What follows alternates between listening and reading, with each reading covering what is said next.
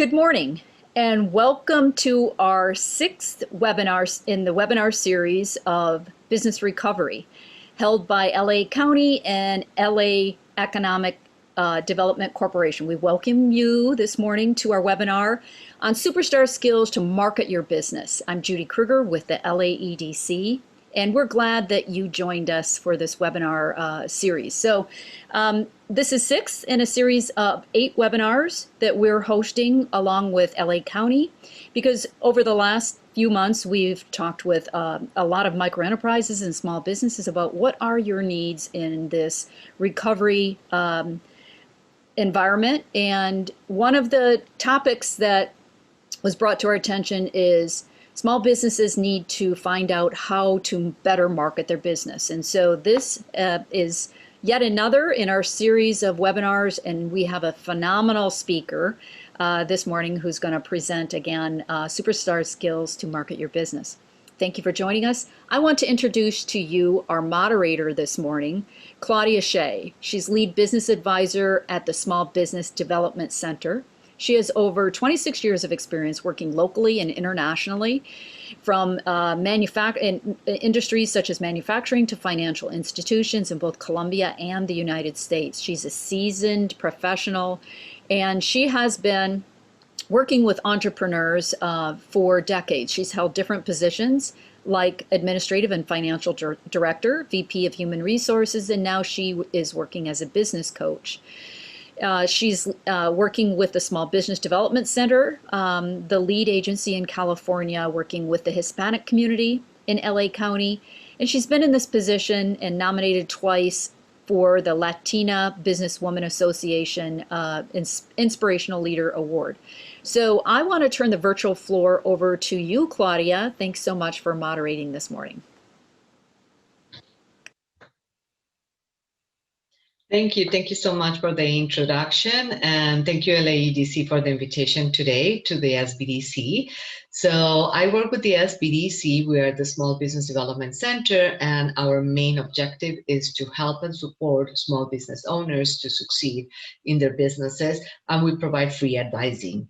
And this advising is free because we're sponsored by the SBA and GoBiz, so those funds help us continue helping and supporting our community and our small business owners, from startups to existing business. We help you with access to capital, marketing and social media, international trade, government contracting, anything you can think possible for your small business. So we're here to help you and support you. One of the things that I love about this is also being able to partner with other organizations that supports and thinks about small business owners' success. So one of them is LAEDC, and today we have the pleasure of talking to you about superstar skills to market your business. And our speaker today is Luis Cachua. Luis is the Director of Multicultural Strategy and Brand Partnership for FoodBeast, marketing and brand professional with more than 15 years of experience planning, developing and implementing integrated marketing campaigns, passion for translating complex data into actionable recommendations, excited about projects that drive impact beyond the bottom line. A long history of building and enhancing communities through strategic marketing, strategic partnership, and philanthropic work. FoodBeast is the go-to destination for all things new in the world of food and drink. So without further ado, I'll give the floor to Luis Cachua. And if you have any questions, please feel free to type it in the chat box. At the end of the presentation, we'll be more than happy to answer those questions. So go ahead, Luis. Thank you. Thank you, Claudia, for the kind introduction. And thank you, everybody who signed up for today's webinar and is joining us today. I'm really excited about taking you all through this presentation. As you have seen, today we're going to talk about something that's really important, especially considering the fact that, you know, we're in this COVID environment and small businesses have been hurt more than any other type of organization in this country. So let me just get this presentation up really quickly, but a couple of things to think about as we go through this. We're going to go through the presentation, cover the topics in the outline that you'll see shortly, and then we're going to have some time for Q&A at the end.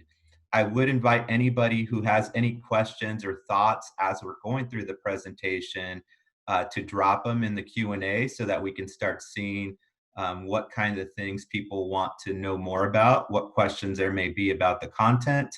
And if there's anything else that we need to take away to address either in the Q&A or post the presentation. So give me 1 second. Okay.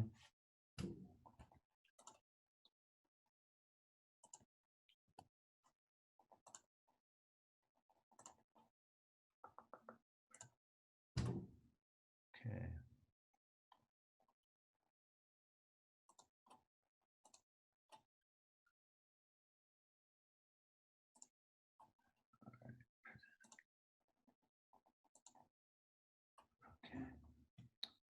Now, let me just ask very quickly, can all of you see the slides now?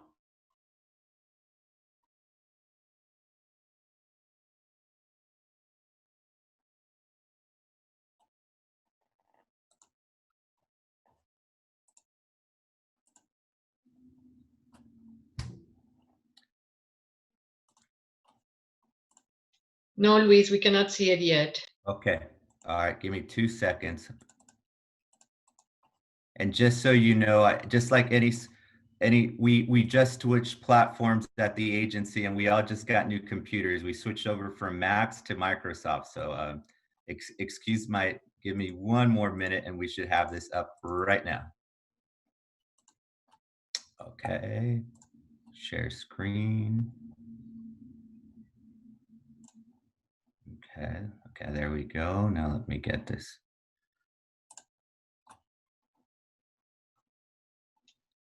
Yes, now we can see it. Awesome, here we go. Okay. All right, well, thank you for your patience. So as Claudia mentioned, my name is Luis Cachua. Today I'm gonna go over marketing your business using storytelling and social media. They did give a nice long introduction of what I do, but I like to say that my function both at Food Beast and throughout my career has been a storyteller. So, you know, all those things put together, why I enjoy what I do is that I get to do 2 things. One is tell stories about the brands, the companies, and the people that we have, so that they can better engage with their clients and their prospects. The second thing is throughout my career, which I spent a large portion of it at Wells Fargo and Northwestern Mutual, I've always been in some part of my capacity in the marketing scheme is that I've worked with the multicultural audiences and in particular, the small business community. So it's a passion of mine to be able to not only help organizations tell their stories, but then to help interlink that with the ability to help entrepreneurs throughout our country, especially multicultural ones, to help them better succeed. So quickly about the agenda, as I mentioned, we're going to go over a few things today, and each of these could actually be, you know, a whole day seminar because I've spent 15 years in my career gaining a lot of information, a lot of insight, and I continue to learn. But today we're going to review how to leverage storytelling and social media to help promote and drive your business. And then we're going to talk about how to set a plan and measuring success for your small business with these tools. A little bit more about me, just so you know, in terms of, we just mentioned that I do work with Food Beast, and we are actually a digital marketing agency based in Orange County. We work with a lot of big brands, including Monster, Anheuser-Busch. Locally, we've worked with some Latino brands you may recognize, such as Northgate, Vallarta Grocers, Don Francisco's Coffee. We worked with Taco Bell. And what we do at Food Beast is tell stories. If you all have ever been either on our Instagram or Facebook page, we have about 3 million followers cumulatively. And monthly we get about 65 million hits. And it's all in storytelling on social media, which is pretty powerful. My role there is to put together action plans for organizations on how they can do what we're going to talk about today to help them build their business. Over my career, I wanted to just highlight a couple of the things that I have done and worked with. So the reason where I've gotten a lot of my experience, both from how do we help people that have franchises, how do we help independent small businesses, how do we help large corporations, how do we integrate with cultural nuances that may attract more consumers to your brand, has all been a journey for me. So you see the logos here. Out of college, I first worked at Gap, which is a clothing company, and did marketing for them, doing all of their in-store marketing and experiential, which even included my favorite part of that job was picking the music that played across all the Gap stores early on in my career.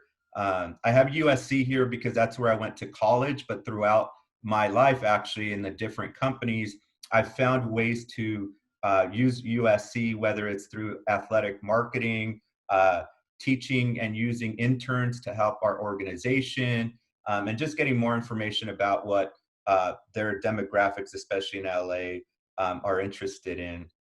I also put the Mexican national team here just because one of the big things that happened early on in my career was thinking about sponsorships that people liked. And one of the big wins that I had at Wells Fargo was bringing the Mexican national team to Wells Fargo and leveraging them to really help us connect with the Latino consumers across the United States. So, and this picture you see here of me is actually at USC. They have a Centro Chicano, which now has been renamed and to a more inclusive name. But I have this picture here because we're going to talk about storytelling and our brands. And for me, USC plays a big vital role in what I do, how I grew up, being a first generation of college, being a son of a Latino Mexican immigrants. USC always is a vital piece to my education and what I do from a day-to-day in every company I've gone through. All right, so moving on to today's work. So as we mentioned, the first topic we're going to talk about is storytelling. And why storytelling? Why is storytelling so important to helping drive business, helping your business be better known, and helping your business create a legacy that continues to be followed even beyond your existence? Well, I want to share first this old Native American proverb that describes why storytelling is so important. And it reads like this: tell me the facts and I'll learn. Tell me the truth and I'll believe. But tell me a story and it will live in my heart forever. This proverb is very descriptive of why storytelling today more than ever is so important in the marketing of your business. Many of the brands, many of the products, many of even schools, for example, like USC, the reason we have such an affinity for them is not because they keep talking to us about what they do or how they do it, or what they're selling or why it's better. It's because there is a story. There is a story, and the majority of people as human beings, we make decisions based on emotion, subconsciously.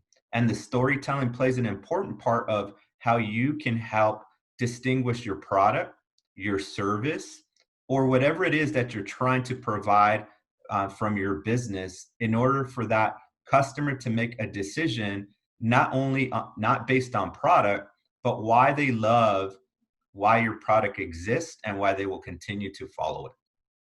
The first thing that's very important about creating a story for your small business or organization or product is a set of what I call the elements of an authentic story. So how do we create that story for your brand?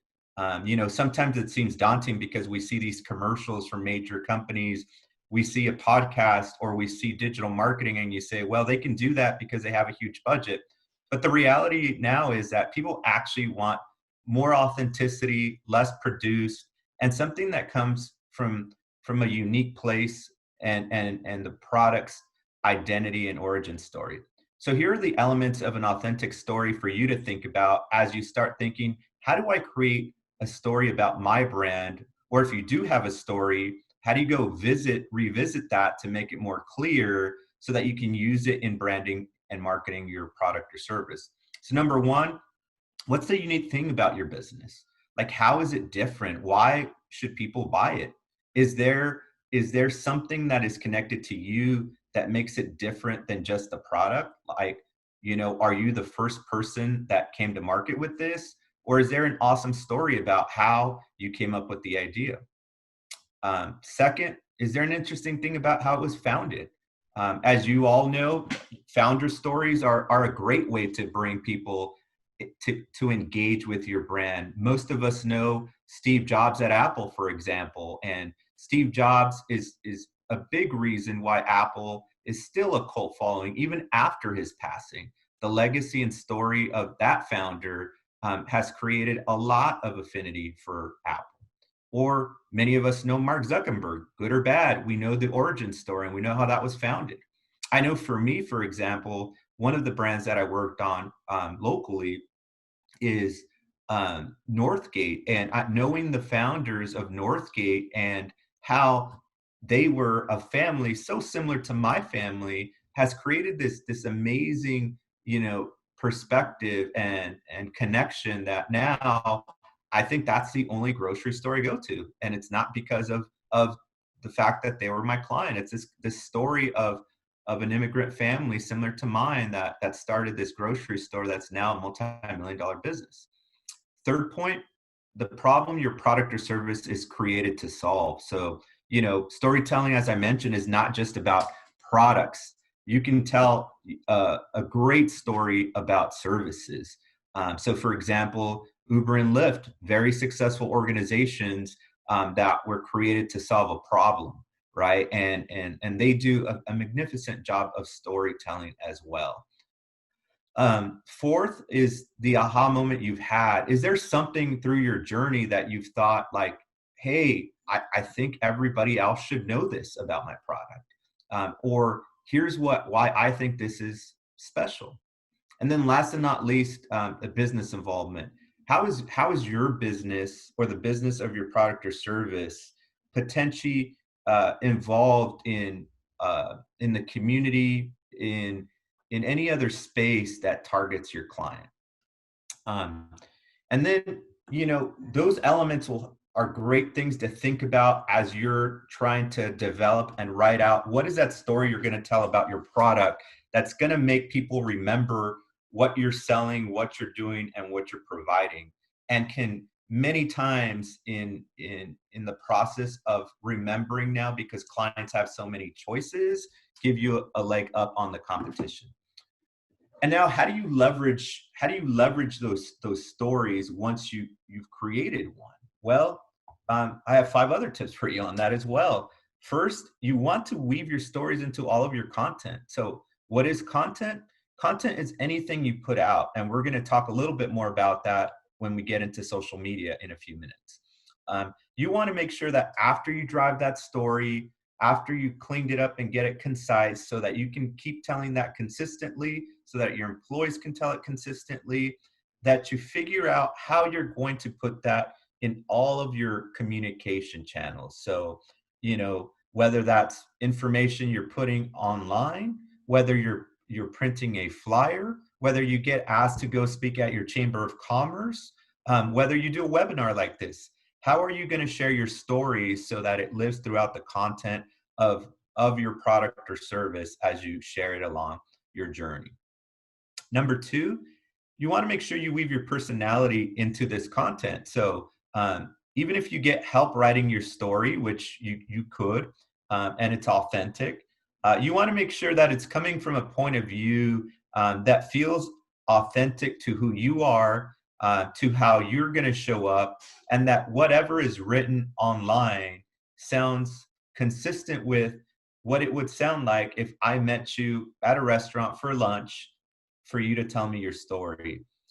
because that story is only going to be as powerful as what that is, and help people connect it to you as the founder or owner of your organization. If you're a funny guy or gal, make sure to use that to your advantage, right? Because people love comedy and people love sense of humor. But if you're not, don't push it. Make sure that it's authentic to your personality. Third point here is show your story and don't tell it. I know that sounds counterintuitive to what I just said, but what that means is, once you've crafted it, once you've figured out how you're going to share it on different marketing, different collateral, different presentations, make sure you figure out, how else can you display that story. A great opportunity and way today is through pictures. Instagram, for example, is a great photography platform. TikTok is a great photography platform, or even LinkedIn. For people especially that are in the service industry, LinkedIn is a great marketing tool that actually favors posts that have audio or video now. And so as you think about how your story is going to be played out, you want to think about what kind of pictures you want to represent that story, what kind of videos you want to represent that story, and anything else that can stick in the heart or the mind of the consumer. Even your logo. Your logo could be a great way to convey your story based on the design, colors, and a multitude of many other things. Fourth thing is create stories around your why, which we covered shortly, but essentially you want to make sure that the story is about what you're passionate about, what the genesis of your company organization is about.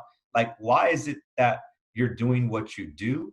And make sure that you keep that at the center of every story you tell, every advertising you produce, every sales pitch you have, every conversation with an investor you can potentially talk about this.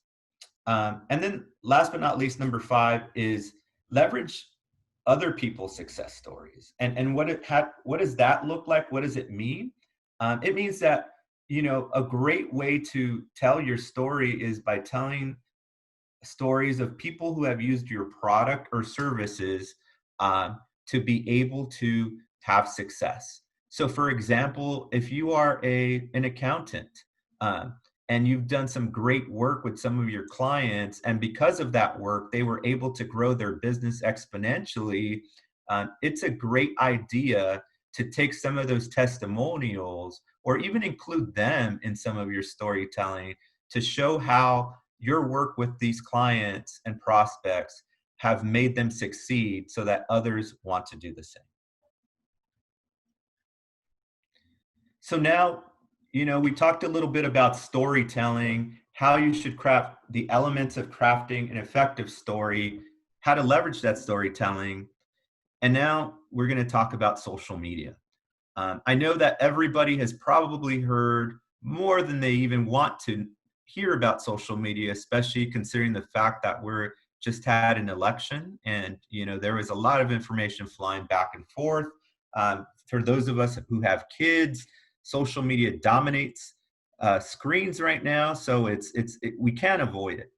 But the truth is, social media is a very powerful tool to help promote your business, to help access more clients, and to help retain many of your existing clients from now on to the future. What I also believe is that, especially with COVID, I do believe that the digital adaptation of how we use social media for business development, business acquisition, and customer retention probably sped up 10 years. Now many of us are forced to work from home. There is limits on what shops can be open, what shops can't, and we don't know what the future is. And so as a business, social media plays a key role in communicating, like, what is your business doing today? How has your business changed to help better serve or to even talk to your clients? If you're a salesperson, or you're the main salesperson for your business and used to do face-to-face meetings, you want to make sure that you have a very good handle of social media and are leveraging it to develop your business, tell the story of your business, and follow up with your existing customers so they know that you're still there to help them. And so, this is why social media is the one of the best, most effective, and cheapest ways, quite honestly, to bring your story to life, to help grow your business, to get new customers. So a few quick things we're going to go over today is something I call the ABCs of social media marketing, which means, what do I use it for, Luis? Because maybe I thought Facebook and Twitter and Instagram and TikTok were just for entertainment, but they're not. So the ABCs are awareness, brand loyalty, and community. Awareness, and this is the best way I can help you remember why social media plays a critical role in your toolbox for your small business, just like accounting does. One, like we mentioned here, with the A, which is awareness, it's a great way to get people interested. Um, in particularly for both service and product businesses, I'll give you an example. Facebook and Instagram are a great way to launch campaigns either locally or nationally. In the old days, if you think about it 10 years ago, if I had a carpenter business in my neighborhood, or let's just say let me change that. Let's say I had a dry cleaning business in my neighborhood, and I wanted to reach everybody in 5 Mile area. I needed to go and probably send out flyers. I needed to go hang door knockers. I needed to go buy an ad in the newspaper, and then hope that someone would see it, hope that someone would bring that offer that I paid for, and then hope that I got a good return on that investment. With social media, you can actually spend less money and be more effective to create awareness. On Facebook, for example, if you're a local business owner, you can micro target to the 5 Mile radius in your business. You can tell exactly what age you want to talk to. You can actually tell them what kind of people you want to talk to in terms of what kind of music do they like? What kind of food are they interested in? Do they dry clean? And so for as little as $2 a day, you can amplify and get awareness for your organization. The B, which is brand loyalty, is how we get people convinced, right? And so once again, we talked about creating stories.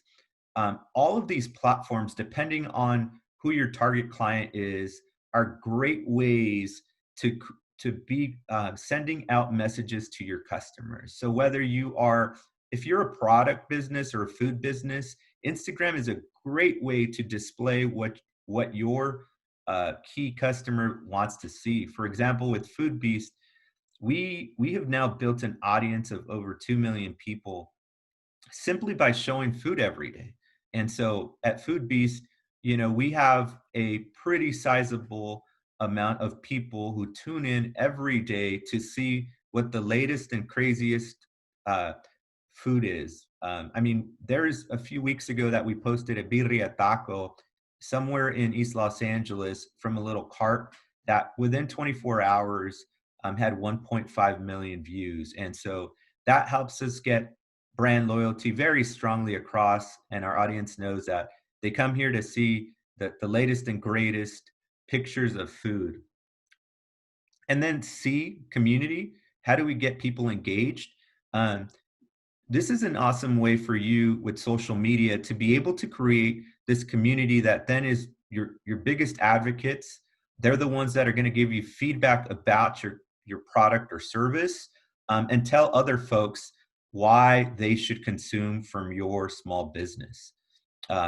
Facebook has a great way to even more explicitly build groups or pages. For groups, for example, let's just say that you are an accountant or a financial planner, and you want to create a community to give advice to small business owners on a regular basis.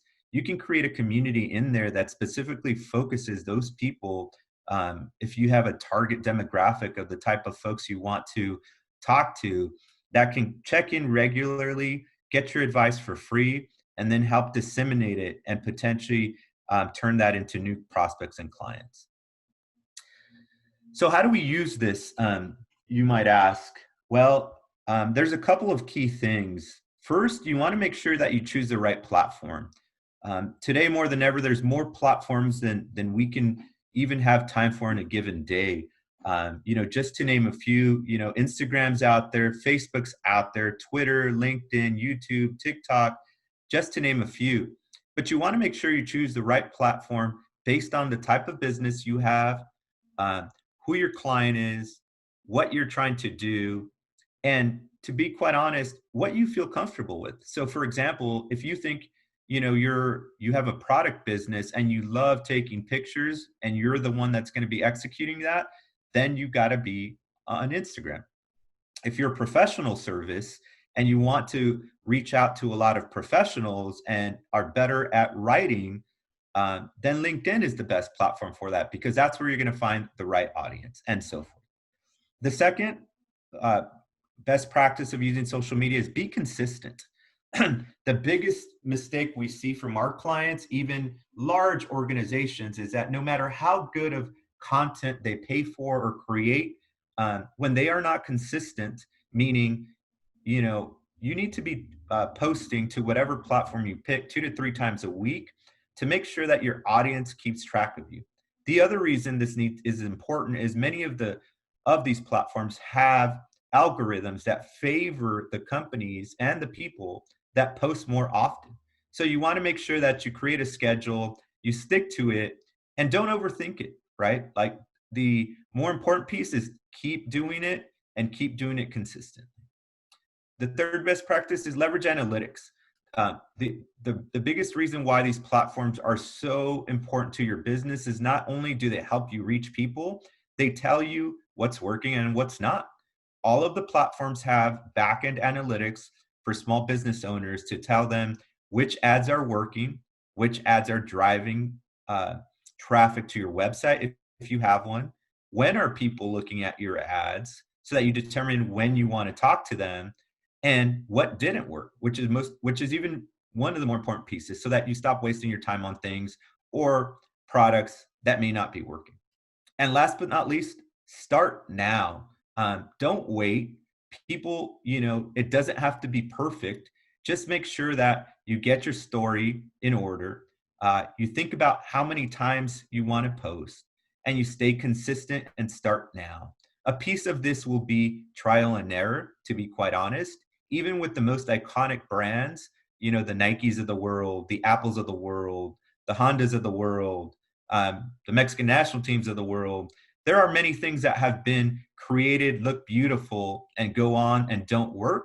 And there's many things that have just been made up on the spot that work. I mean, for example, the latest and greatest big thing on social media was the ad with the gentleman that was skateboarding to the music that was all shot by himself.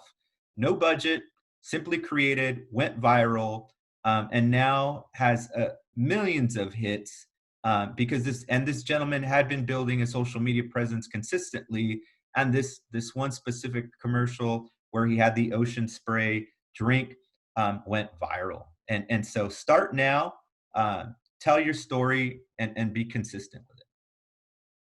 So, we just mentioned, the platforms. I want to quickly go over a couple of them and think about some of the things you should think about in selecting the platforms, because although it would be amazing to be on all platforms, that is very challenging to do because especially if you don't have a large marketing team or you don't have an agency to take care of it, you want to be smart, you want to be efficient.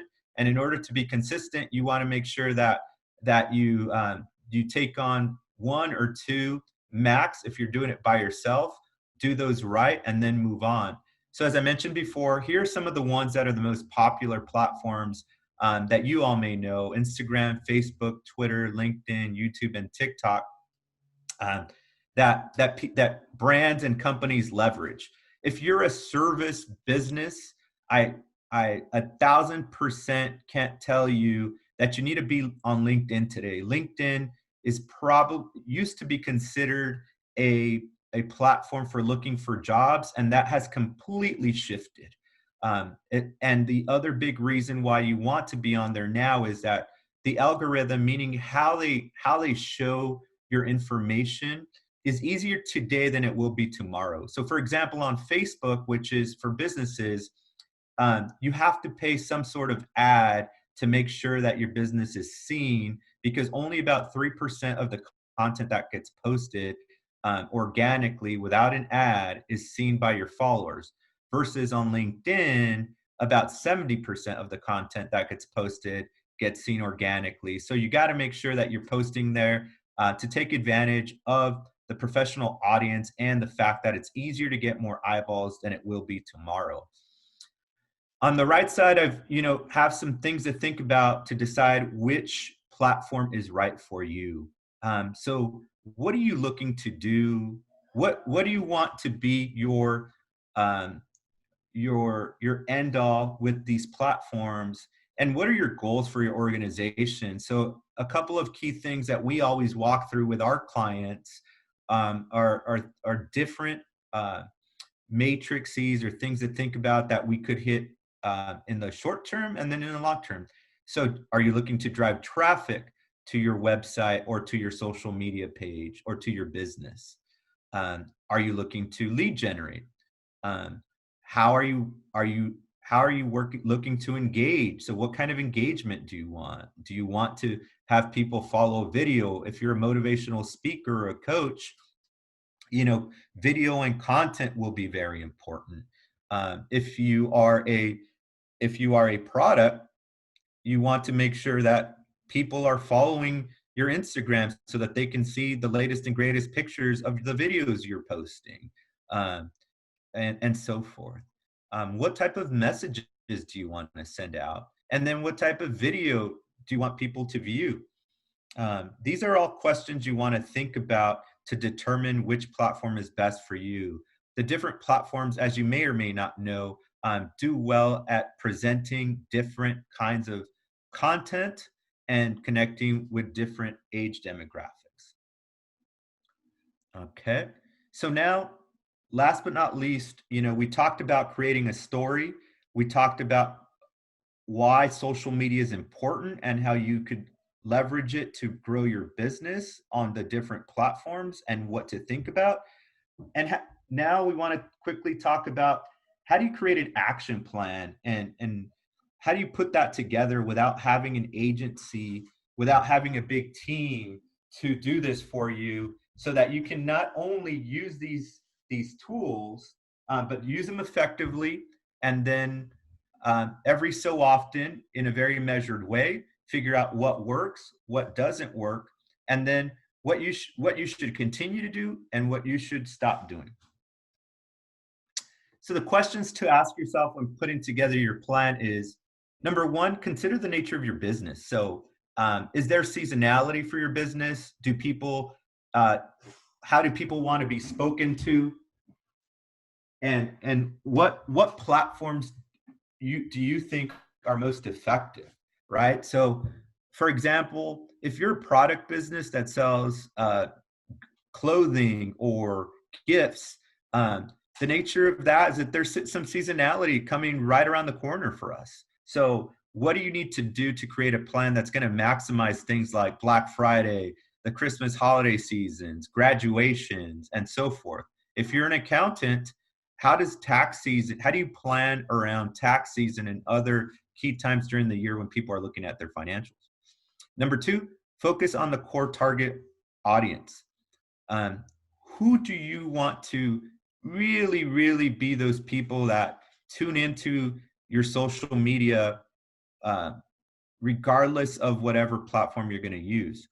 You want to understand that, because that's going to play a big role in deciding which platform you're going to use or what time you're going to execute, and how many times or what vehicle you're going to use to message. So, depending on that core audience, right? So for example, if you're targeting small business owners, for accounting resources, you're probably not going to want to do that on TikTok because that's probably not where your target audience is hanging out.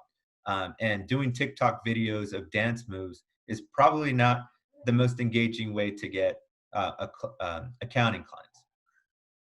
Consider your client demographics. Where do they live? Where do they hang out? What do they like to eat? I think this is very important, especially for product and coaching and other types of businesses that have affinities to these things, that you got to make sure you want to do that for two reasons. One, so that you create the right content and the right messaging, but also as you're buying advertising on these platforms, you want to make sure that you're putting in all those inputs in there so that the Facebooks of the world, Instagrams of the world, Googles of the world can help you identify those and get to those clients more specifically. And then go where your client is. And we say this, one example of that is like, make sure that if you're noticing that clients are shifting from one place to another, and they tell you, I love Twitter, make sure that that's where you're messaging. The fourth thing is research the competition. A great way to learn what works on social media and messaging is look at what your competitors are doing. Look at the stuff you like. Look at the stuff that other people like. That can provide you a really great framework and examples of what other folks are doing. And most importantly, what other folks are not doing. And last but not least, even though it was the first thing everybody started with digital, maybe 20 years ago now, is don't forget email. The reason why email is so important in creating your plan is that those email clients stay with you forever. It's very vital to build an email list on all of your social media platforms because that list belongs to you. You have the ability to target those people directly and have a one-on-one conversation. Not that Facebook is going to go away, but if you just were reliant and had all of your clients on Facebook, for example, and Facebook shut down, there goes your list. So you want to make sure that you start an email list that allows you to have direct conversation, direct access to the information, and the ability to migrate your clients over to the other places.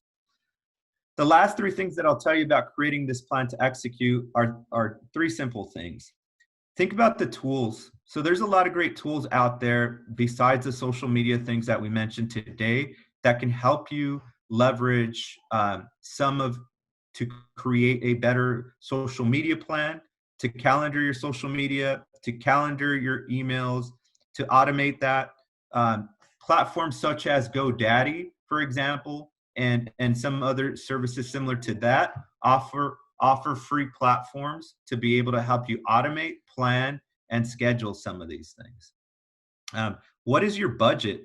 Make sure that you, according to the size of your business and revenue and outcome, you create a budget that's going to help you get to that goal. You need to spend some money on your marketing and advertising, which today we talked about it in terms of social media and digital media in order to see some results. And so make sure that you think about what does that budget look like and understand that you do need to spend some dollars to get social media awareness of your company and your product to get better results. And then who will manage it? Is this going to be something that you do? Are you going to hire a staff? Are you going to give it to someone on your staff? Or do you want to talk to a local consultant about this? So that was a lot of information, high level, in a short amount of time. But I want to leave you with three quick things. One, the importance of talking about your business, telling your story, and sharing it as quickly as possible has become more important than ever, as we mentioned earlier in the presentation. Now that we don't know whether stores are going to be closed or open, whether we know whether our clients are going to come out of their homes or not, it's really important that you leverage your storytelling to help you differentiate in the marketplace.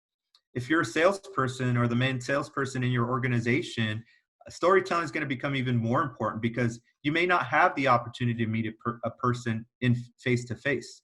And so, creating that story, telling your story is going to be very critical in making your company or your service stand out.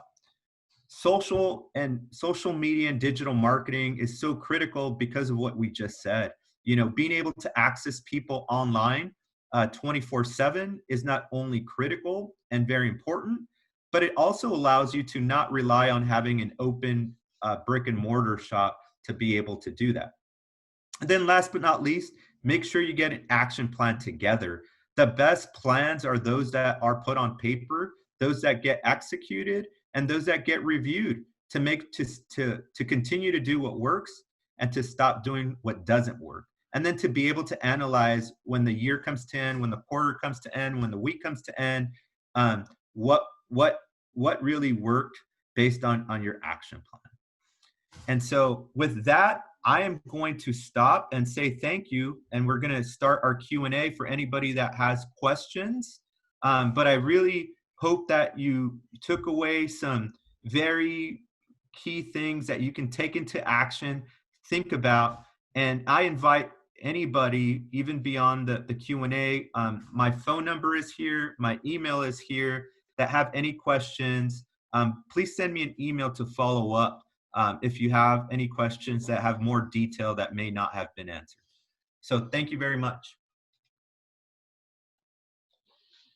Thank you, Luis. That was super, super informative and important. And we as business advisors, because that's what we do at the SBDC, we see this about social media a lot. Like people not knowing how to post, where to post, which platforms are the one for them. So this has been great information, and I'm glad that we are like on the same page, because yes, you are the expert and we just transmit the messages to our small business owners.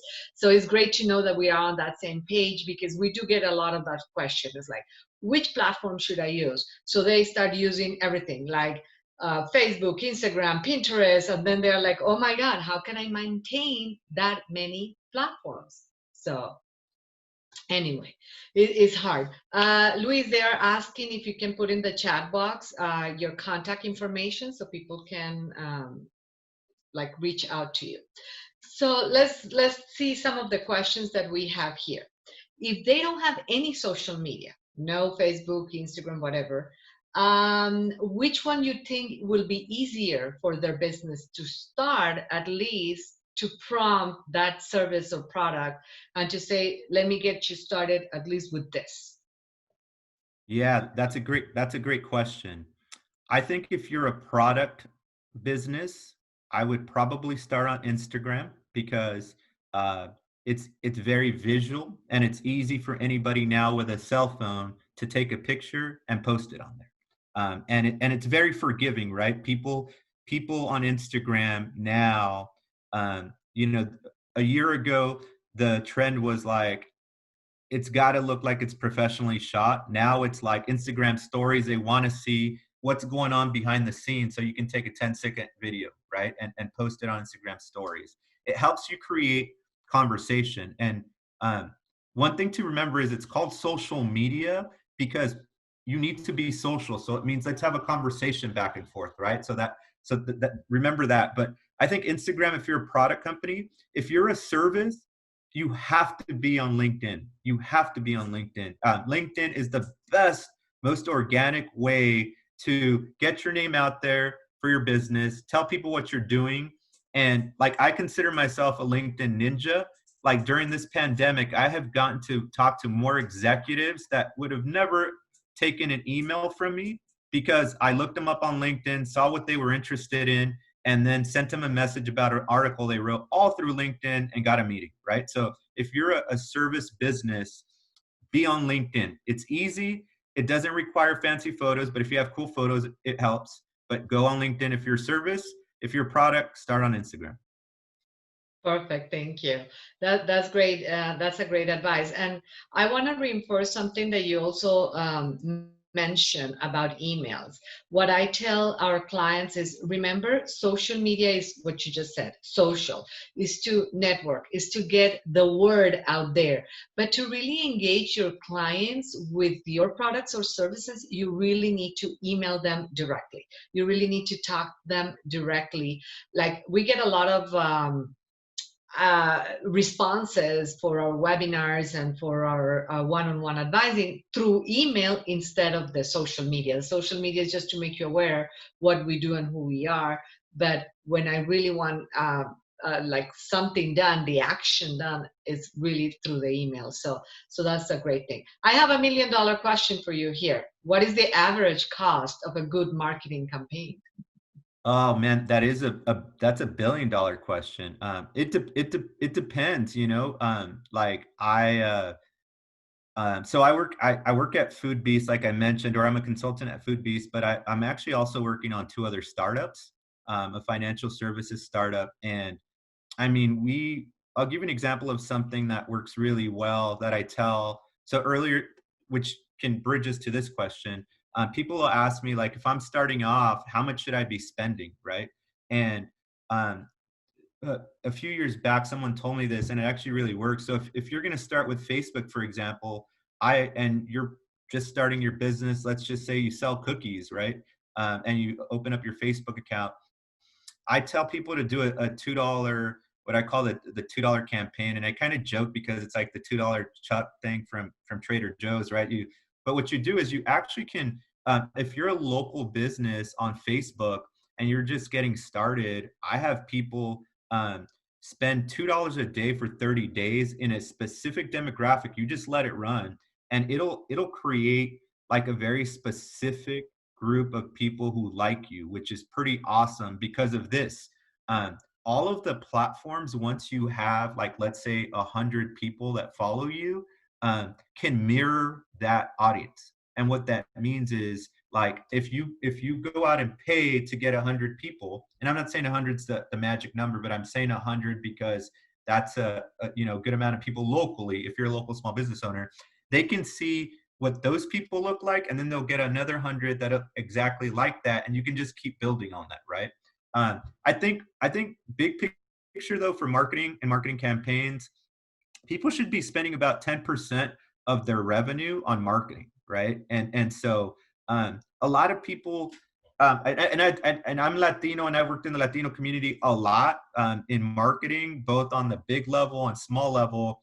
We are, as a Latino community, for example, really behind in digital spend, right? And so, we think that, like, we're going to turn on, like, if you think you're going to turn on social media today and it's going to pay off today, it's not, right? Especially if you're spending no money. So I would say, like, you should plan around 10% of your revenue to be spent into marketing, because, like, you're only going to get what you put out, right? And so Facebook is a very much pay for play platform, right? Like, they that's their business. So if you don't spend any money, not that many people are going to see it, right? LinkedIn is still awesome. Like, on average, when I put something on LinkedIn, I get 1,000 people that see it, right? Without even, like, boosting it, right? And so, yeah, so it's not a box of how much it costs. It's, what do you want to get out of it? What size of organization you have? How much money are you making? And how much money are you reinvesting into that platform, right? So to make sure that you can get the right results. So. Exactly. And the goal, like, what type of goal is your objective when you're posting something, when you're doing a campaign or something? It's like, what is your objective? What do you want to get out of it? Because I think that's one of the main things too. And like I tell my clients, when you post something, or you can never stop having a budget for marketing. Yeah. Like, the big corporations never stop doing that. Amazon, Coca-Cola, all of them still do advertising, not because we don't know about them, it's because that's the way you do it. You need to make sure that your clients always knows and have your name first coming up. So that's why you are, like, always bombarding them with this stuff. Yeah. Okay, I have another question here. On LinkedIn, I see a lot of people posting articles they publish. Are there some outlets that are easier than others to pitch for article placement when you first start out? Yeah, that's a great question. You have to, well, depending on the industry you're in, depending on like your geography, depending on what you're trying to reach, um, that those are going to be taken into consideration. So I'll give you an example. Right now, I'm working on a tech startup that that is a crowdfunding platform to save your kids' pictures, and so that you can crowdfund college savings, right? And we think it's like an awesome product. And of course, we'd love to go, and it's focused on Latinos. We'd love to get on Univision right away, right? Or some of the big publications, but we're actually going to local pubs right away. There's a lot of local bloggers, for example. There's a lot of local, even these Facebook groups. So we just found a Facebook group in Orange County that's got 50,000 people, right? And 50,000 of those people are moms that are looking to save for college. So it's a local one. It's 50,000. It may not be a million, but I know that every person in that blog is looking for this information, and they're all going to share it, right? And so the truth is, one, it's easier for me to get in there because they're local. Two, they're probably going to be 10 times more engaged because they love the fact that this tech company is coming to them, which normally doesn't happen. And then three, that'll help us like test a lot of things, language, message, that we probably couldn't do at Univision, right? And so long answer to that is local publications. There's a lot of bloggers and writers for LinkedIn that do a lot of stories. So do your homework based on what you do, based on where you're at, and kind of based on where your company is as well, right? So if you're at the beginning, you're going to get a lot of local bloggers. If you're much bigger, you want to start establishing relationships with local journalists, because those are the people that are going to get you into those publications. And if you're at the point that you are, a good investment, there are people out there that you can just pay to pitch your stories if you have the resources to do that. Because the reality about pitching stories is it's about relationships, right? So if you have a relationship with someone, that opens the door for them to be interested. And then obviously it's got to be an interesting or value story that you want to share, that they're going to want to write about or share as well. Okay, perfect. Then I have here a question. What ideas do you have for a personal brand offering community healing, spiritual healing via music, books, inspirational speaking, life coaching, creating coaching, etc.? Yeah, that's actually a really great question. A couple of ideas. I have one. I would say I think that even though I think two things. One, figure out like what your content is going to look like. So if it's video, the number one place that people watch TV in this country now is YouTube, right? I didn't even know that was like, I saw that recently and I was like, that's not true. I don't watch YouTube, right? But it's true. Like most stuff you see on your smart TV links back to YouTube, right? So it finds the content. And the other reason why that's important is that YouTube is owned by Google. So when someone Googles, let's just say they're Googling healing or coaching, it's going to naturally take them to a YouTube video if that's where you put it, right? I think that's a great idea. The other thing to think about that sometimes people undermine is like young people are earlier adapters of a lot of things, right? And so right now there's a giant movement amongst young people for coaching and healing. I think there's a movement overall, but young people are adapting faster than anybody else. I always test things at the local universities and colleges, right? They're always hungry. One, you can probably get some people that can help you with social and digital there that know things that you wouldn't even think about, because remember that young people, the digital language is native to them. If you're not a millennial, we've had to learn everything, but the young people, it's like their language. That's what they know, right? Like they've been like on their iPad since they were 3, right? So I would say that. So yeah, go on YouTube, know the content, and then figure out how to connect with young people. Perfect, Luis. Thank you so much. to Luis Cachua. I'm sorry I mispronounced your That's last perfect. name at the You beginning. got it right. So thank you so much for this awesome presentation. I hope everybody took something with yourselves. Again, like Luis say, he's available for any questions after this. I also put in the chat box the SBDC phone number where you can just become a client. It's free. You don't have any cost. We're part of the government. So take advantage of all those free resources that we have also at the SBDC level. And thank you again, LAEDC, for the invitation today. So with further ado, I'll turn on the microphone to Judy. Thank you so much, everybody. And thank you, Claudia, and thank you, Luis. Really appreciate your participation and fantastic content, great questions. I thought this was very insightful. And just for the participants who were listening, this is recorded and will be posted on our website. And you will get a follow-up email with a lot of resources that are available to you as small businesses. But thank you again, Luis. Thank you again, Claudia. And thank you all for joining us on this tumultuous Wednesday morning. So have a great Wednesday, and look for registration for our next webinar on the 18th. Thanks so much. Thank you as well. Thank you.